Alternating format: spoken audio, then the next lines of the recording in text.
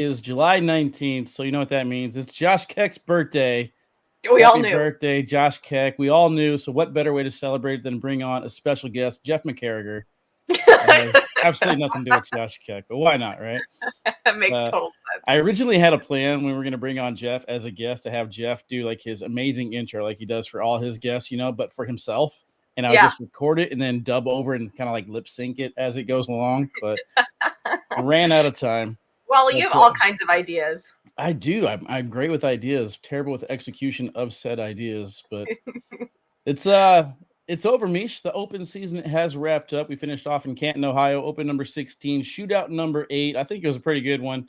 Had all types of action. Had some drama. We got some awkward knuckles along the way. So we got some highlights we're going to go through. Awkward knuckles, awkward moments, rolls, pushes, and airmails as usual. And then, as I mentioned, our special guest Jeff McArrager as we wind down the season.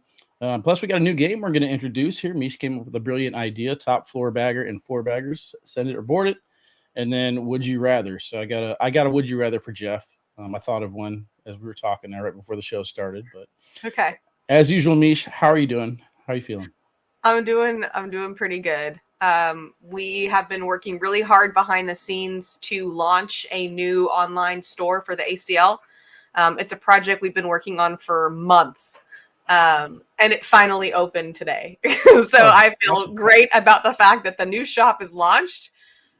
There's still things we have to do post-launch, but the fact that it's finally up and live is amazing. It's been a really sort of crazy last few days to like push this thing to go live.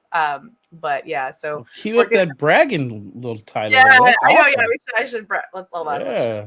Let's go. Let's go. Bragging on the store. It's 1,000 times better. If you shopped in the ACL store before, I'm sorry. It is so much better now. So go take a look. We have streamlined things. We've made the shipping rates better. It's all in all going to work so much better, and it's so much more user friendly. So go check it out. Yeah, I saw that we sold 100 T-shirts for Baggin and Braggin. When are they going to get Borderline T-shirts? Anything yet? No? That's like sold. As if we could sell T-shirts for the show. I know Jeff is in the green room like screaming right now. Like, what? You guys got T-shirts? We've been pushing this for years. So. We do not have T-shirts. We don't even have an intro. So you're good, Jeff. Don't worry. No, poking fun from far away, right? Oh, man. So close yet so far. Yeah, it's got to be torture for him. He's sitting there watching us. He can't even push a button to bring himself into the show. But actually, he can. I think he can produce a show. Oh, he can? He can produce Borderline. Don't tell him that. I got something to brag about. So I got, 8 days off. And I put on the schedule that I was getting myself a massage today. I said, I don't care. I messaged my buddy. I said, hey, I got $100 bill. You just tell me how long I go. Right. So he said, all right, come on over.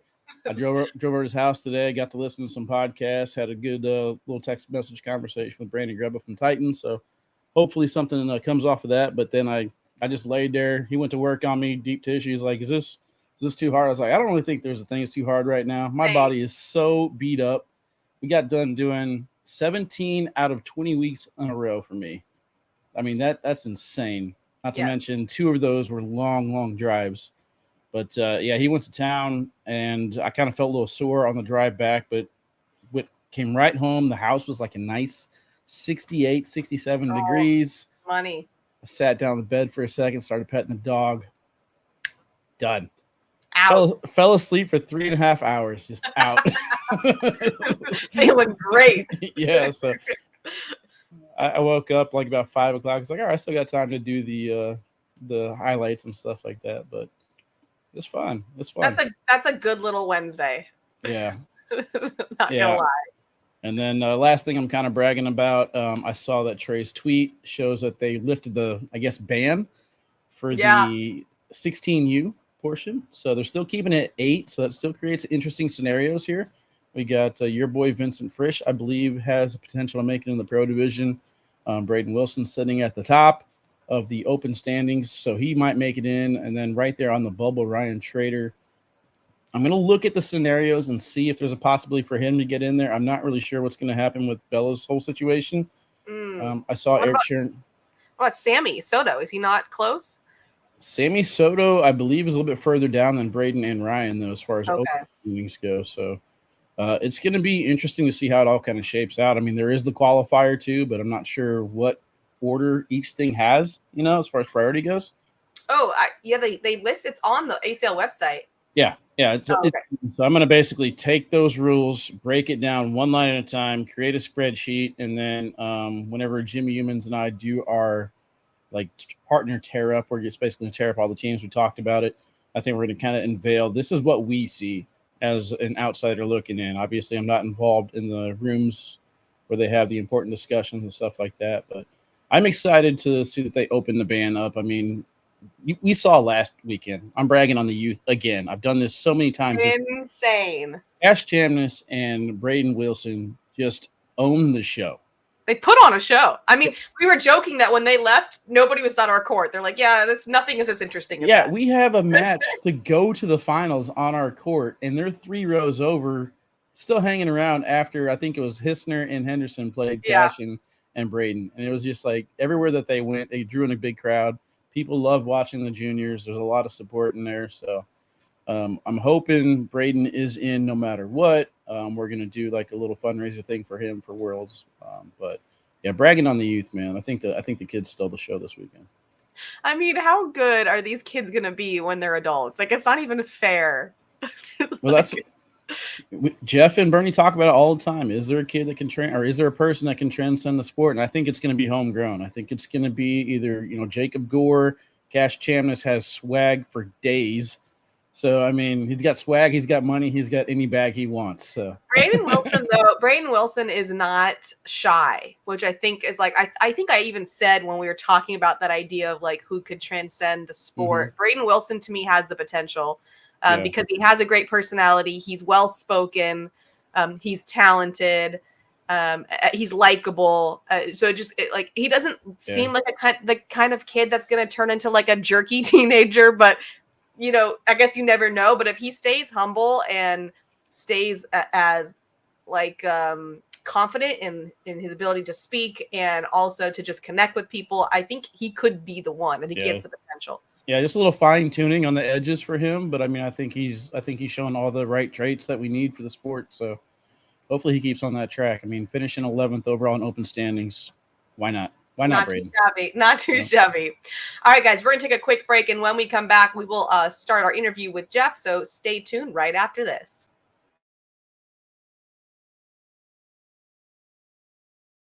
Five, 4, 3, 2, 1, 0. All engine running. Liftoff. We have a liftoff.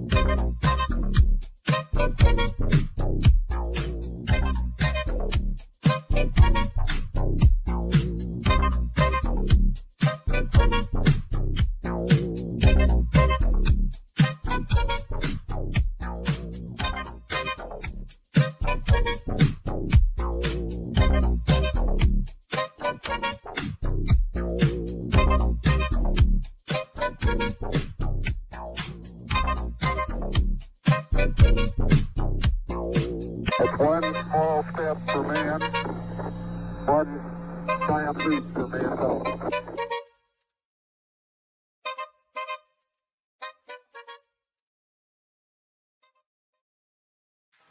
All right. Welcome. I'm laughing because of the awkward knuckles, and I'm laughing because of the question in the YouTube chat. So we already got one question in the chat. I love it. I already know somebody's sitting at their computers dying, waiting for the moment. So if you guys want to hop in this conversation, make sure you head over to YouTube, ask us a question in the chat, and we'll ask Jeff. We're also going to play a Would You Rather. So if you guys have a Would You Rather question you want to ask Jeff, Mish, or myself, put that in the comment as well. So go ahead, Mish, read that question. Actually, let's bring him on first. I gotta bring him on first. I was just gonna say Jeff is the king of intros, so I'm not. So like, here's some guy Jeff. Here's Jeff. Why am I really, really nervous about this? I don't know if I'm liking your tone. So the American Cornhole League says, ask Jeff if he knows how to sort an Excel spreadsheet. And by American Cornhole League, does that mean Trey Ryder? Or one can only assume whoever has control of it. No, it's Trey. It's Trey. No, it's Trey. It's Trey. We've been texting. So I went to the Raw titles page to just update a few things, and the titles page has been turned completely upside down. So instead of being sorted by whoever has the most all-time career titles, which is Matt Guy, all the way down to the bottom, it's now been flipped. So I can't flip it back. So I text Trey, I'm like, who the hell flipped the all-time wins career leader list? This is the same type of person that puts the toilet paper on the toilet paper roller backwards. Okay, it is. Well, what's the answer to that? Are you a mullet guy or are you a beard guy for the toilet paper roll? Whatever the normal one is. Or a mullet. I guess I'd be beard because I'm front, right? Front, that's beard, yeah. Yeah, beard.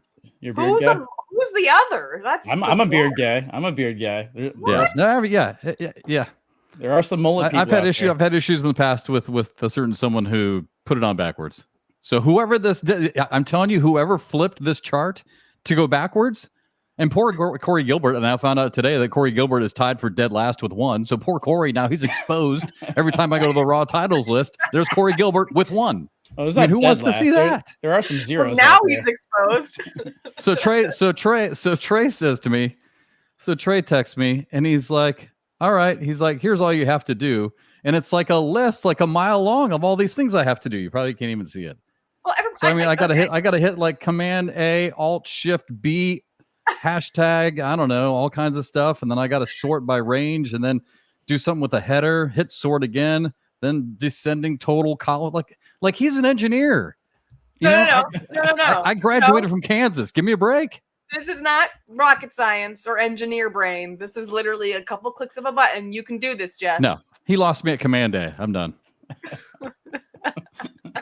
And who said the commentators are divas? Oh man. Anyways, could be worse. I could be Terrell Owens. Oh, yes. Oh, too soon. Low blow. Hey, let's Too go soon? there. Why not? Let's go there. Too soon. Let's go there.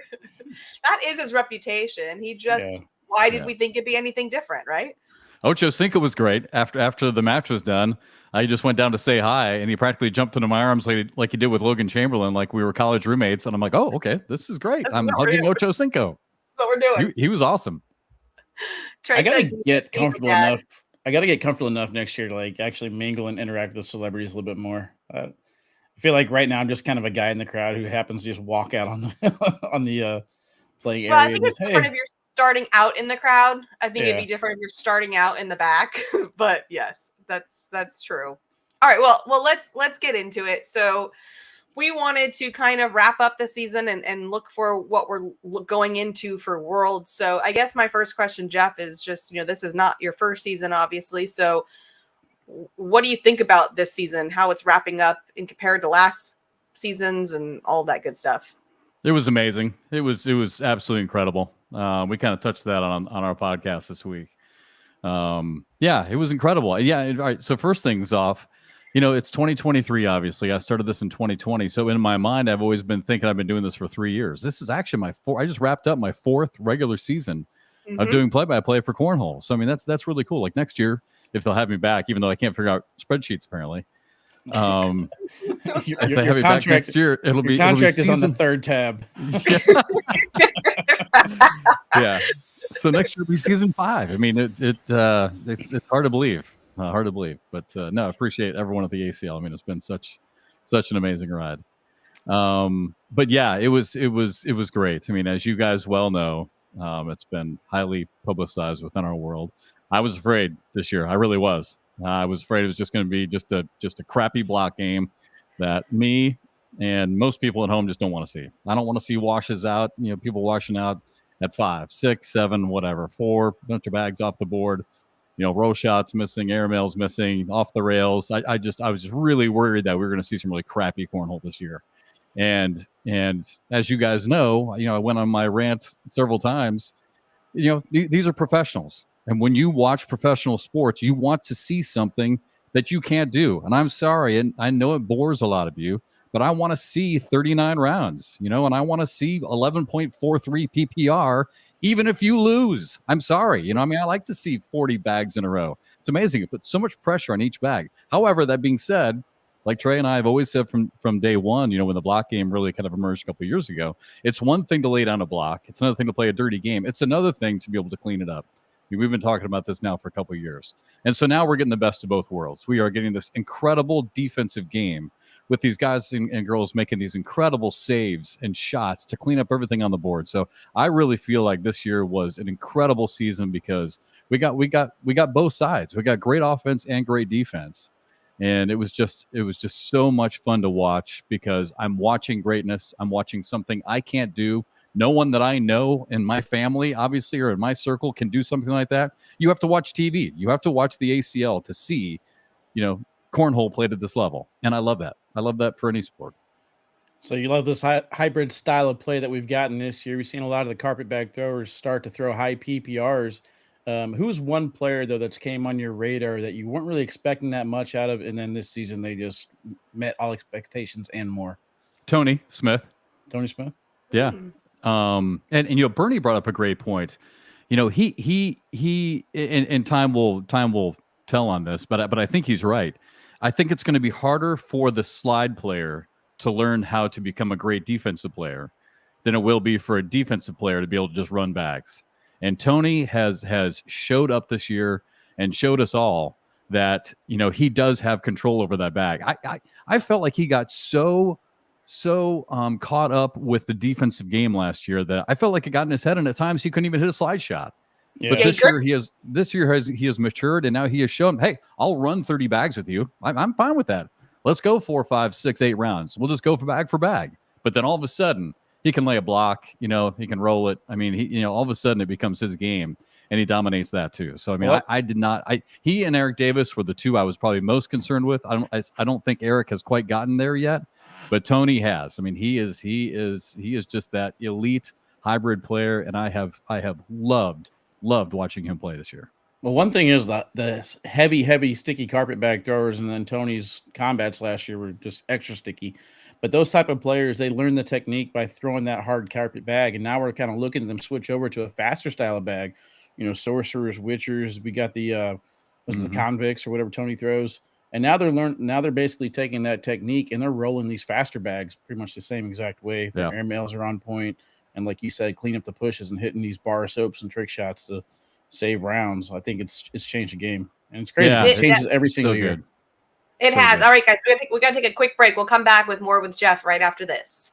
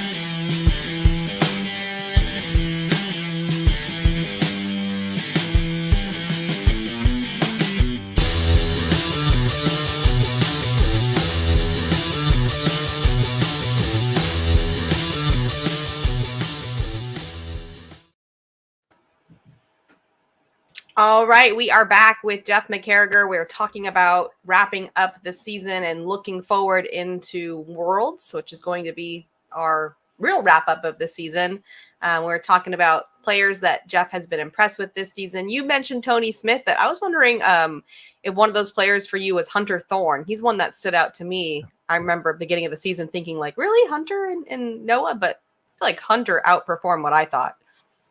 Yeah, I loved. I mean, coming into the season, I really thought that was going to be a great pairing, and yeah, I had really high expectations for Hunter Thorne. I had him in my power rankings early on, but just has not been able to get quite to that championship level yet. But yeah, he's a guy. I mean, others. I mean, I can just look at my list here. Fisher Hamilton. I mean, Justin Burton Jr. Let me just talk about him for a split second. I love watching him play. And again, we talk about this on the podcast a bit this week, so a little bit of spoiler, but it's okay. I love watching Justin Burton. I can't believe Jr. he hasn't mentioned Borderland one time. And I couldn't. You're right. I guess I should have. So I was trying to figure out like why do I like watching Justin Burton Jr. play so much, right? And like I talked about on Borderline Thursday nights at 8:00,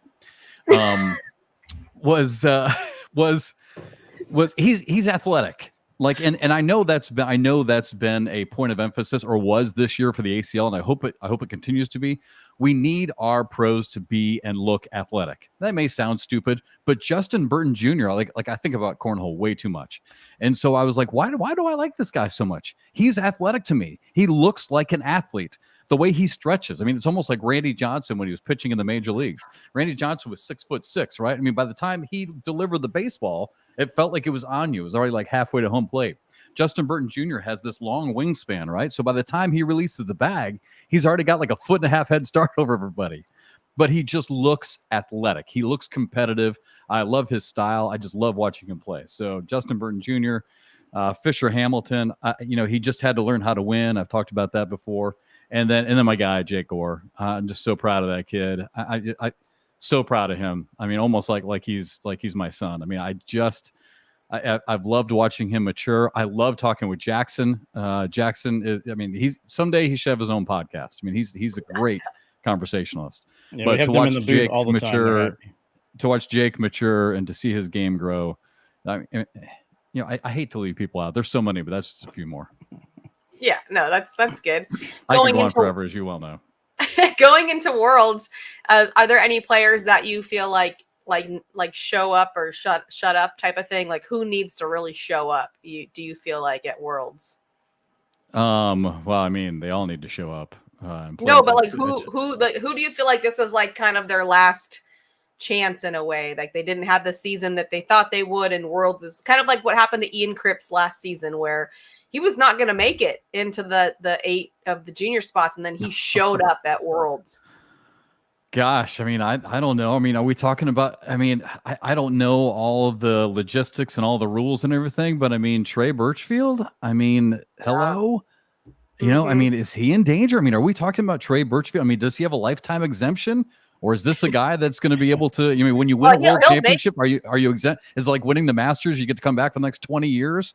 He'll make it in doubles, but he'll make it in doubles because him and Alex Rawls have a great ranking. But you do wonder on the singles side what's going on there. Yeah. So I think, I mean, if I have to give you one, I mean, I think that would be a big name that he needs. Another guy that I'm still intrigued by is AJ Sims, and I hate to call him out, but AJ again quietly is having a pretty decent year.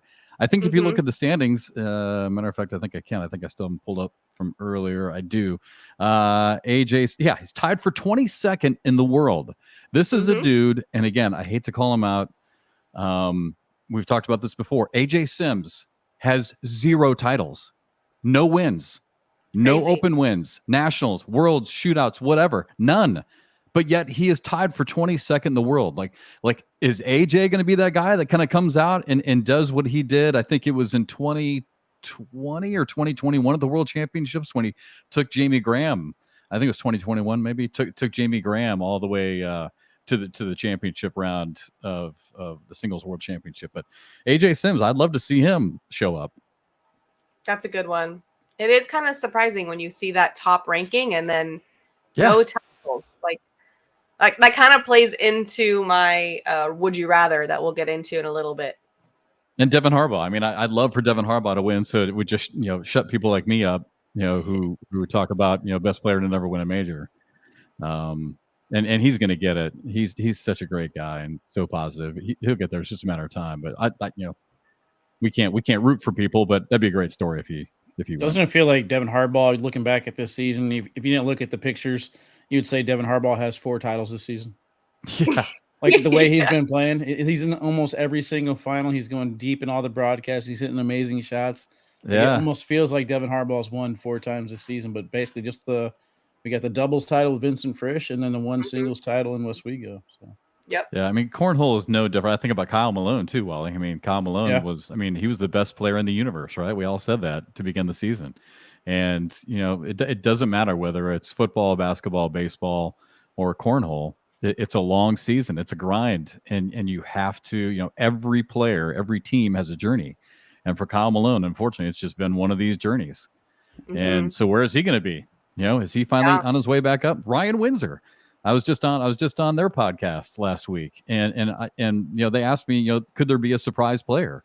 Why not Ryan Windsor? I mean, I talk about all the time, that and if you guys listened to the show last week, I talked about, I worked in the Yankees minor league system, and they like to draft. They put a premium on drafting players who have won championships because they know that you have to learn how to be a champion. Ryan Windsor has won at the highest level, and he's done it multiple years. So if Ryan Windsor all of a sudden finds himself in the final 8, who's going to bet against him? I mean, he's been there. He's a guy who's been there. What's that? Did you see his Facebook post? No, I didn't.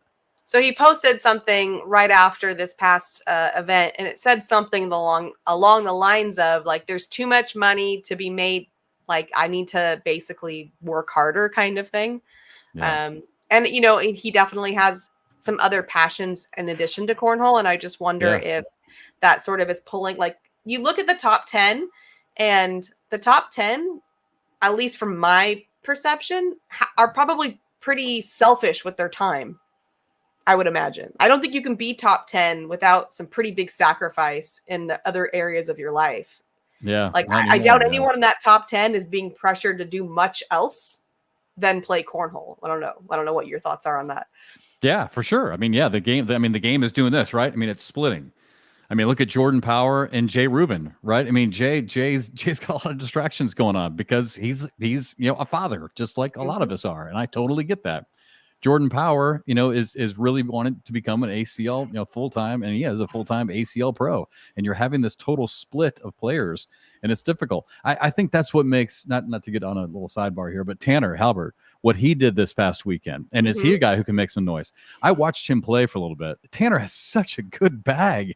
And here's a dude who works, 40, 50 hours a week? Maybe I hate to sell him short. Maybe he works more than that. And he and Kat, of course, have 2 kids. I mean, he's a dad. He's a dad. He's a husband.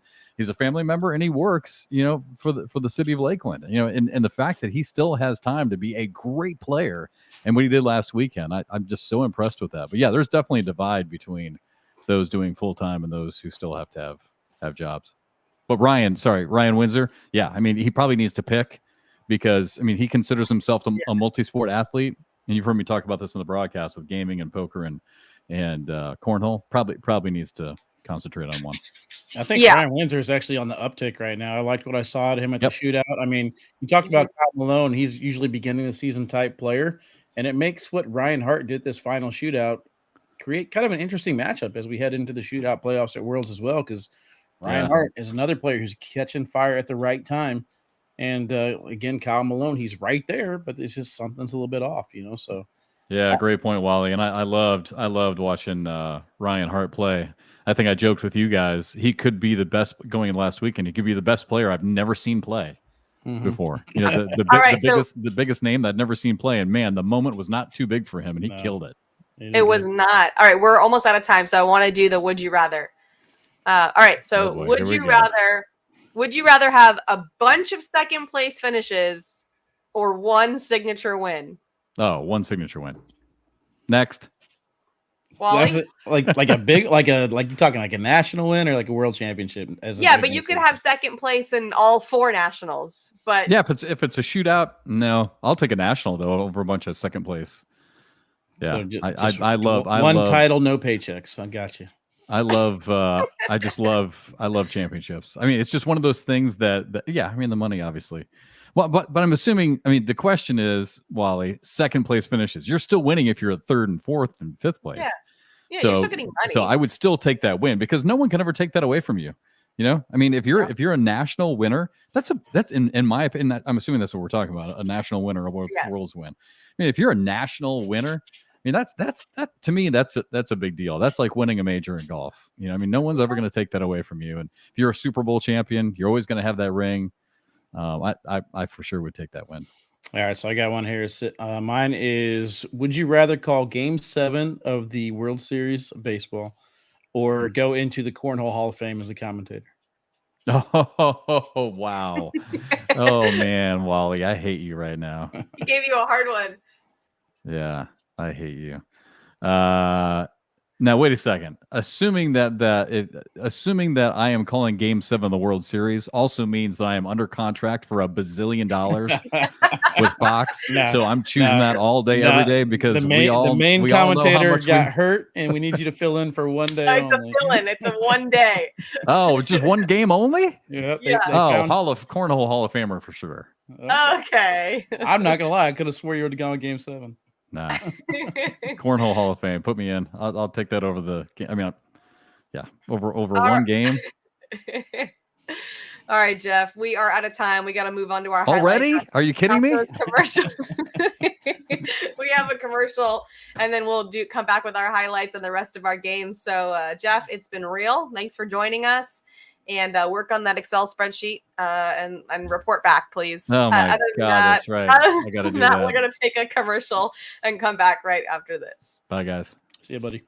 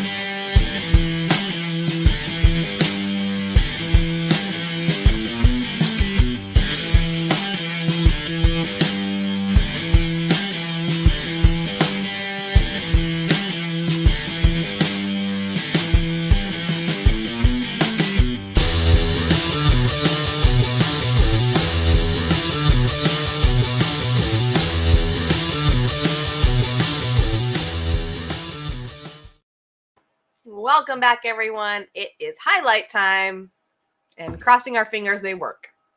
Oh yeah, I forgot they didn't work last week. Real quick, catching up with the chat and YouTube. Colin Hodette had a good run this last Open. Haven't had a chance to see him, but I believe he's underage. So again, kind of stay tuned to see how that factors into it. Hello, Jennifer, and then Mark Isley versus Bernie. Who's winning? Cornhole, probably taking Mark. Foot race, taking Bernie. I don't know what sport they were going to play there, but what are we talking about here? Yeah, I'll go that route. All right, let's see. Here we got rolls, pushes, Aaron Mills, and awkward knuckles. Let's go ahead and start with some of the rolls. We've got some pretty decent ones. Rolling. Yeah, it's almost like the rolls are going to the wayside now. I know. It's like, oh yeah, okay. Strong cut there from Mark going in. I liked what I saw out of Chase White. How about Chase White taking down Tony Smith in the first round of bracket play? It's good to see him on there. I love the Michigan rivalries. You see Stephen Ochoa just kind of eyeball Joe Nista. Yeah, he's like, whoa. I mean, has Jake been one of the most consistent, like top 3 consistent players for this entire season? So consistent. They're the boys. He's so cute.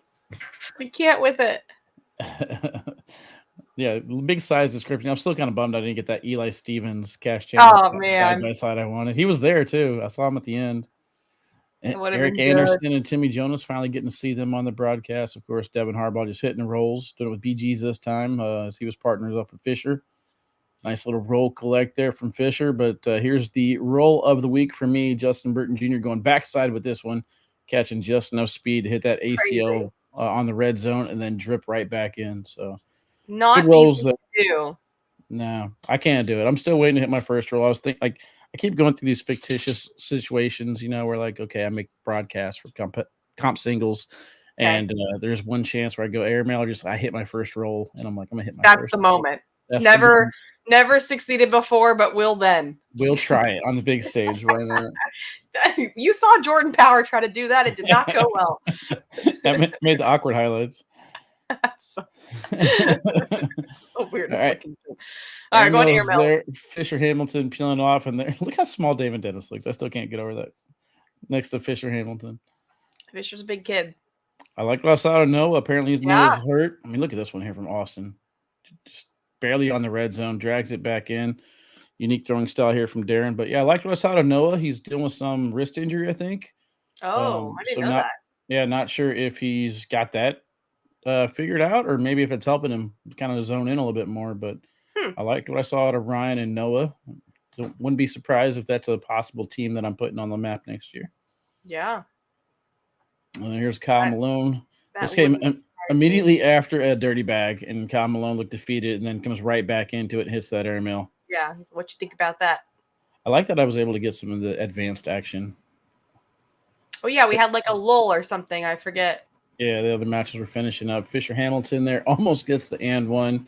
Crazy. Sean Martinez wins the waffle and gets to play with Tony Smith, but lined up against Deb Odom on the other side. She was on fire. Appreciate Deb joining us on the mic, by the way. We had fun. A little nervous. Oh, and one. Yeah, you said you can't and one Damon Dennis. There it is. You can. Tommy Sliker had a great showing at this last Open.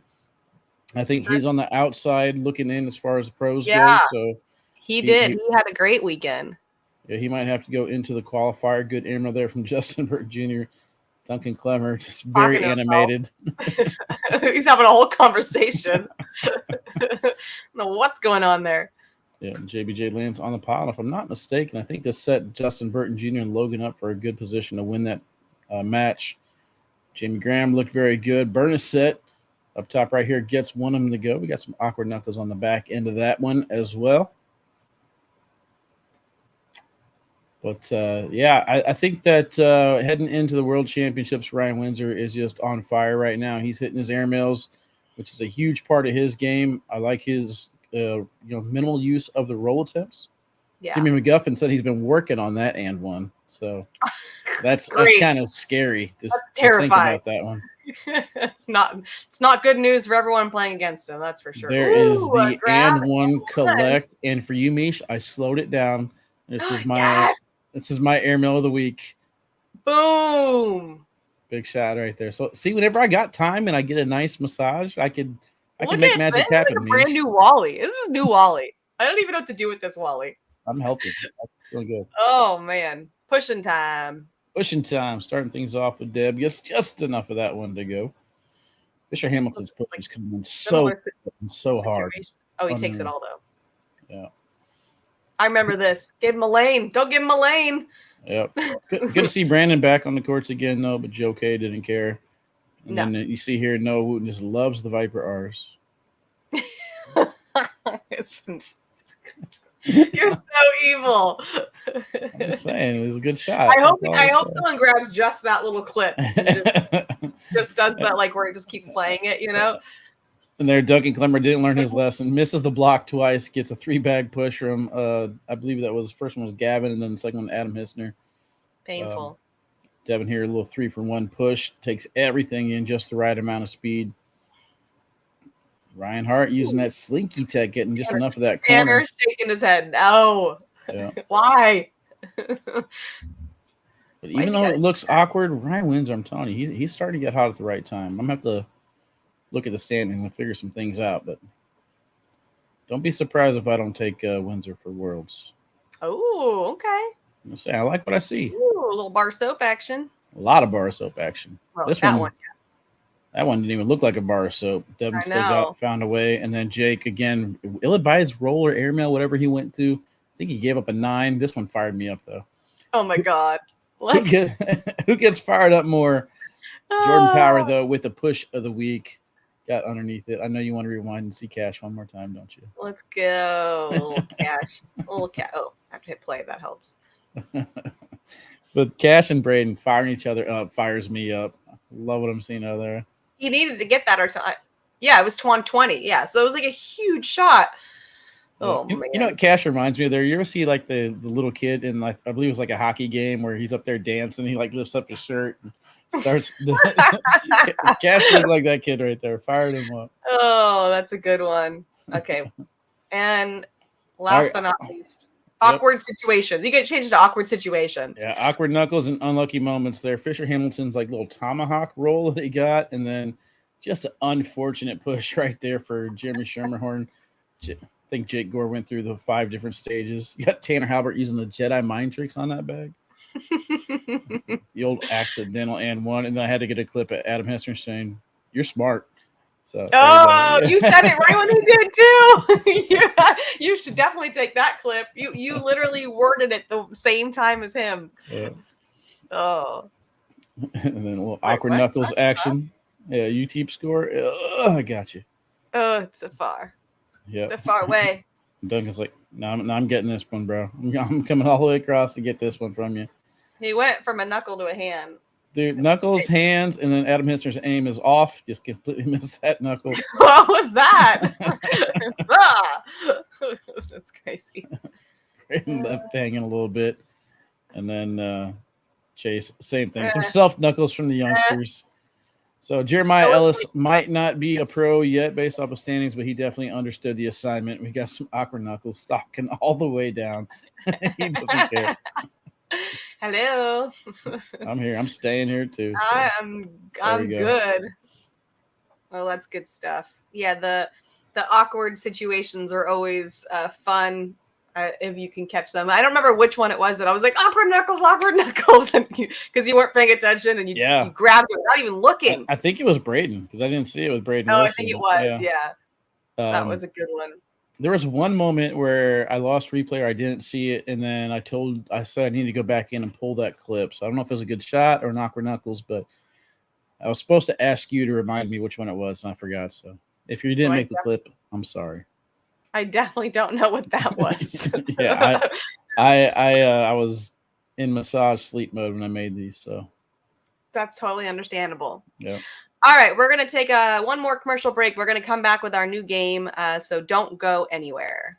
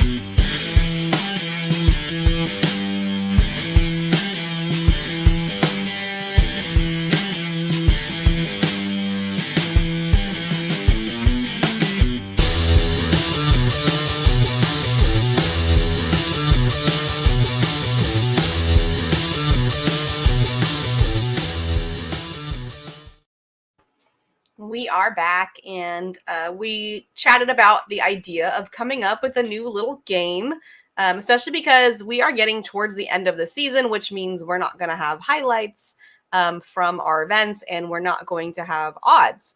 One thing we do want to do when we get into our off season is I'm going to create a page, and you guys can submit your highlights at any point. So I know we've done this before, where we said, okay, like get highlights in by this date and time, and then we will get it into the show. But this is going to be an ongoing thing. So whenever you get a great shot, whether it's, you know, at your event or at your house, you can go to this site that I'm going to set up, and you can enter it in there, and we will show it on the show in our segments for your guys' highlights. So look forward to that coming out soon, so we can continue to watch your amazing shots. We love it. And trick shots too, if you want to do trick shots, like anything like that. That kind of think of it like what's that show? That COVID break. We had that COVID break, and there was nothing but trick shots, and people just sent in their thing. I think it was Trick Shot Tuesday that Trey used to do.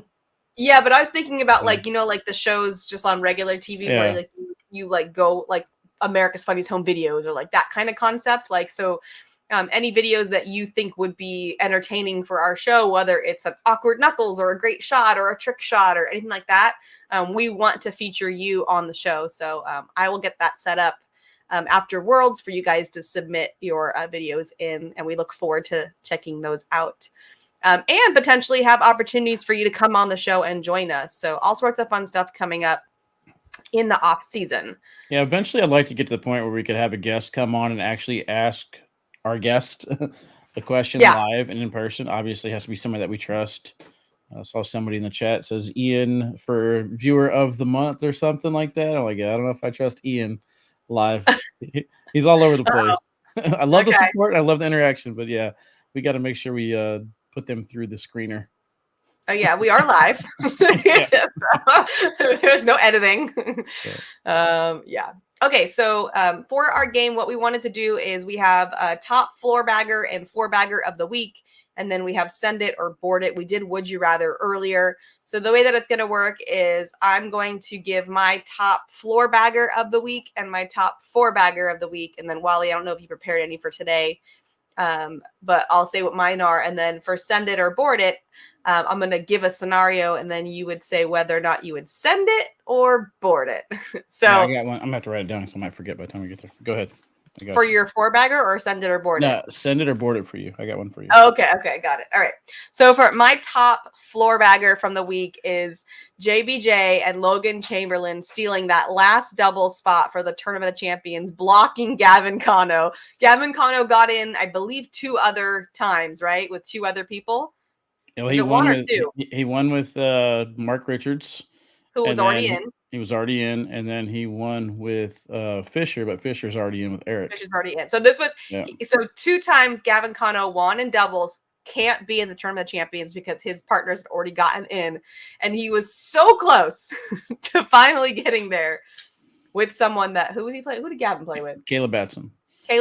So both Caleb and Gavin could have taken a spot, and JBJ and Logan took it. And it didn't matter for them for the Tournament of Champions. Yeah, JBJ can't get in because Logan will be in there with Sammy Soto. I saw the post today, and Sammy and Logan, I believe, have confirmed, so they'll be in it.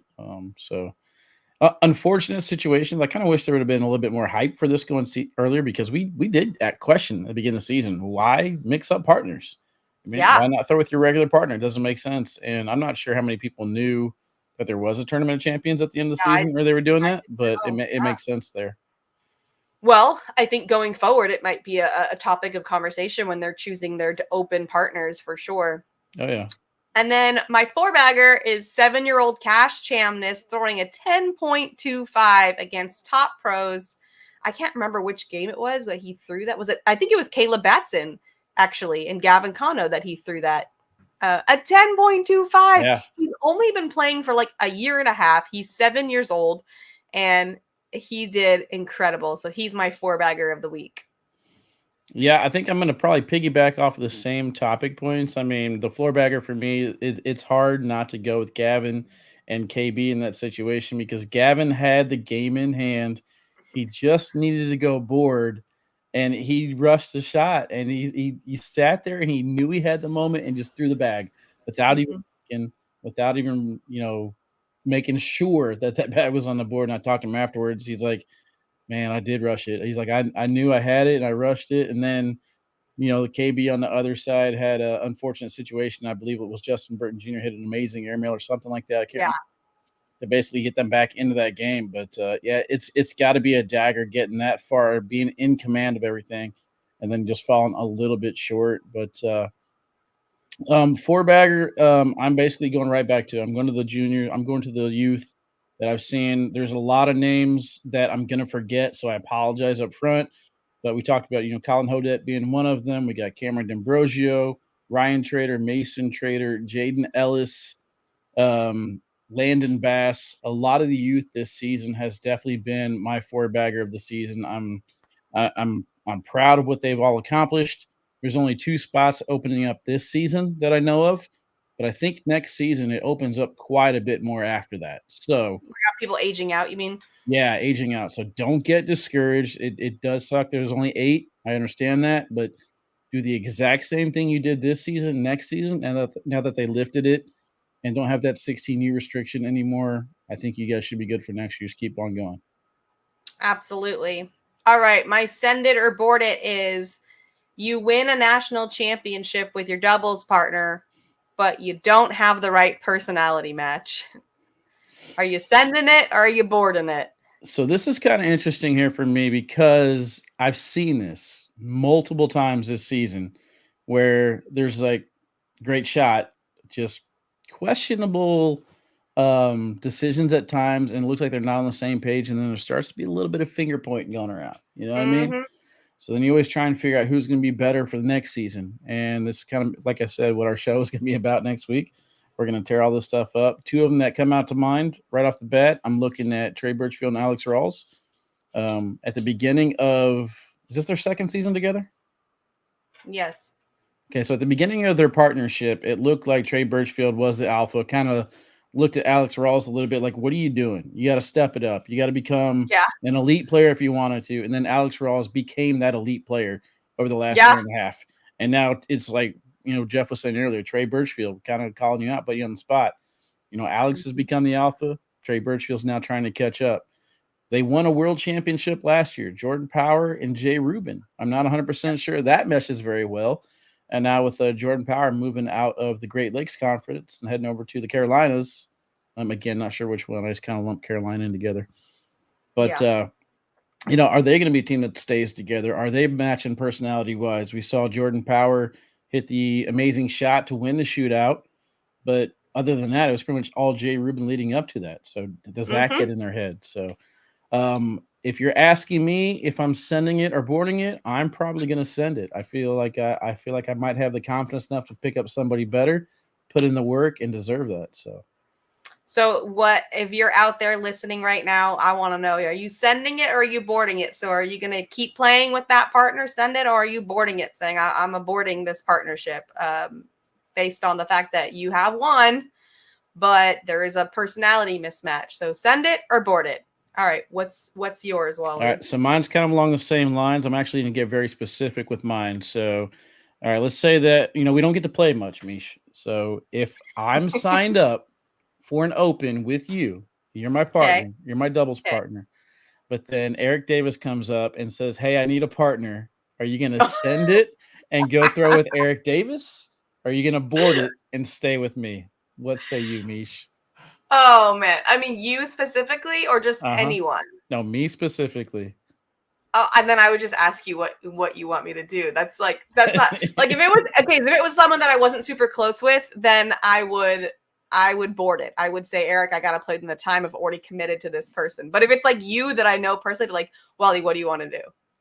Can you find another partner or not? Let's get real. You know me. It's going to be like, okay, I know this is your dream come true because Eric asked you. He came up to you and asked you. We are going to play together in an open next season for sure. Okay, so then I'm going to ask We're going to roll with that tier 3. I'm going to ask you and say, hey, Mish, Trey said I could play, so you're going to have to bump Eric and play with me. All right, so basically you're just going to spin it back around on me. I like it. No, I mean, like I said, like, if you were to ask the question with anybody, then I would board it. I wouldn't abandon someone. I've been in situations where I've committed to someone and then someone better has asked, and I will say like, "Hey, sorry, I've already committed." But if it's someone if it was like I was gonna play with Nick, I'd be like, "Do you have time to find another partner?" Be honest. Because if you do, then go find one. If you don't, then I'll stay. Big drip in the YouTube chat says, "Sorry, Wally, I'm gonna go play with Big Tone. I'm out." I'm out. Yeah, deuces. Noted. That's all right. That builds the fire. That builds the fire. I'm gonna come back twice as strong. I know who I am. But it's a valid question, right? Like if someone better asks you, what do you do? And do you send it? You go with it, or do you board it? It looks like I don't know. Looks like in the chat, Big Drip sending it. Doesn't matter. Sending it. Doesn't matter. I mean, there's really two reasons to switch partners in the off season. One, you want to try and have better chemistry, or just kind of enjoy it a little bit more with somebody. I talked about me and my buddy Nick. We used to play together. We had great chemistry. We started in the social division. We worked our way up. We got to be one of the top three teams in our area, and we did really, really well. And then it just kind of soured. Like there was a little bit, of hostility coming from like a backyard barbecue party with alcohol involved and stuff like that. And it's kind of like it stopped being fun. You know what I mean? So we decided to kind of move on. And then the other reason is the contracts. Yeah. I'm down to play with my boy for a long time, but if somebody comes and offers me an extra comma or something that I'm not used to seeing in my paycheck, then I might have to jump ship. So. For sure. All right, we are officially out of time. Thank you so much, everyone, for joining us, and especially everyone that joined us live. We will see everybody next week. Do we have our guest for next week locked in? Trey Ryder. Trey Ryder coming next week to get all the details about Worlds. We're going to play our game again. You won't want to miss it. We'll see you all.